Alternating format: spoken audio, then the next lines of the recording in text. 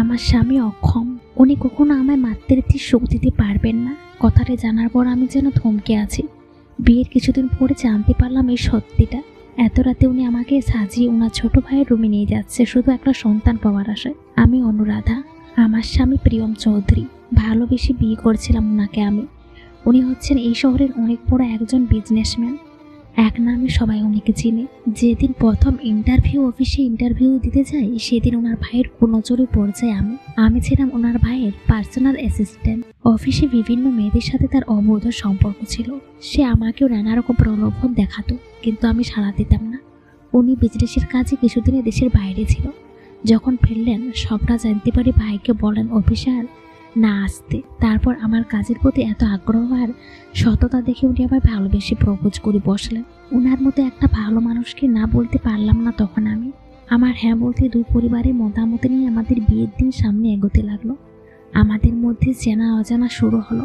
কিছুদিন পর বুঝতে পারলাম ওনাকে আমি ভালোবাসি। ভেবেছিলাম বিয়ের পর প্রথম রাতে ওনাকে নিজের মনের কথাটা বলবো, কিন্তু সেদিন ওনার দেখা আর পেলাম না। আমি বাসর রাতে ওনার জন্য অপেক্ষা করতে করতে ঘুমিয়ে পড়লাম। সকালে আমাকে উনি একটার পর একটা সারপ্রাইজ দিল আর বোঝালো জরুরি একটা মিটিং অ্যাটেন্ড রাতে বাইরে থাকতে হয়েছে। আমি ওনাকে চোখ বন্ধ করে অন্ধের মতো বিশ্বাস করলাম। কিন্তু আজ উনি যেটা করতে যাচ্ছেন সেটা সত্যি অজঘন্য মতো একটা কাজ। আমাকে নিজের হাতে সাজিয়ে নিয়ে এসে উনি ওনার ছোট ভাই নাহিদের রুমের দরজা নক করলো। আমার হাত পা এখনো থরথর করে কাঁপছে। মাথায় কিছু আসছে না কি করব। আমার স্বামী যে এমন অজঘন্য একটা কাজ করতে চলবে আমি কখনো কল্পনা ভাবিনি। দরজা খুলতে প্রথমে নাহিদ আমাকে দেখে শয়তানি হাসি হাসলো। তারপর এক হাত ধরে একটানে রুমের মধ্যে নিয়ে নিল। আমি চিৎকার করলাম। ওই পাশ থেকে আমার স্বামী বলল মুখ বেঁধে নিতে। নাহিদও মুখ বাঁধতে এগিয়ে আসলো। আমি বলে উঠলাম এসব করে কি লাভ।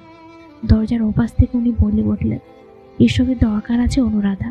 তোমাকে আমি খুব ভালোবাসি, কিন্তু একটা সন্তান আমার চাই। আমার সব আছে, টাকা সম্মান ধন দৌলত সব, কিন্তু এগুলো ভোগ করার জন্য একটা সন্তান আমার চাই। আমি বাবা হতে পারবো না তো কি হয়েছে, আমার ভাই তো আছে। নাহিদের শরীরে তো আমার রক্তের বংশের বলছে, তাও তো পারবে আমাকে সন্তান দিতে। জানি তোমার কষ্ট হবে, কিন্তু আমার কিছু করার নেই। আমার জন্য একটু কষ্ট সহ্য করো অনুরাধা। নাহিদ আমার মুখটা বাঁধতে লাগলো। আমি ওর হাতে একটা কামড় দিয়ে বসলাম। নাহিদ রেগে গেল। রাগী দৃষ্টি হিংস্র জনাদের মতো আমার দিকে তাকিয়ে বলল তোর এত বড় সাহস, তুই আমাকে কামড় দিলি? ভালোবেসে আদর দিতে চেয়েছিলাম, বুঝলি না? এখন দেখ তোর সাথে আমি কি করি। কথাটা বলে আমার দিকে আগাতে লাগলো নাহিদ। আমি মাথা ঝাঁকিয়ে পেছনে সরতে লাগলাম। নাহিদ আগাচ্ছে, আমি পেছচ্ছি।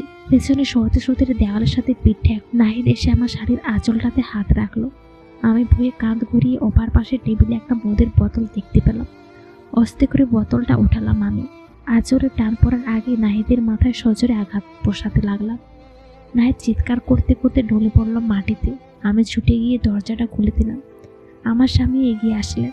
আমাকে পাশ কেটে উনি ছুটে গেলেন নাহিদের কাছে। নাহিদ নিচে পড়ে কাতরাচ্ছে, মাথা কেটে ফ্লোরে রক্ত পড়ে আছে। উনি বললেন আমাকে ধরতে নাহিদকে হসপিটালে নিয়ে যেতে হবে। আমি মাথা ঝাঁকিয়ে না অর্থ বুঝিয়ে দিলাম, বেরিয়ে আসলাম বাড়ি থেকে। গেটের কাছে আসতে দারোয়ান আমাকে আটকালো। আমি কিছুতে যেতে পারলাম না। ফিরে আসলাম বাড়িতে। ওনাকে জিজ্ঞেস করলাম হসপিটালে যেতে চেয়েছিলে, যাবে কিনা। উনি না বলে দিলেন। হসপিটালে গেলে ব্যাপারটা জানাজানি হতে পারে। ওনার সম্মানের প্রশ্ন, নিউজের হেডলাইন হয়ে যাবে এটা। ওনার এতদিন অর্জিত নাম দাগ লেগে যাবে। এই শহরে সবচেয়ে বড় ডাক্তারকে আসতে বলেছে বাড়িতে। আমার উপর রাগলেন না, শুধু বললেন আমি নাকি কাজটা ভালো করিনি। এখন আমাকে নাহিদের সেবা করে তুলতে হবে, যতদিন না নাহিদের পুরোপুরি সুস্থ হয় আর ওনার উদ্দেশ্য সফল হয়।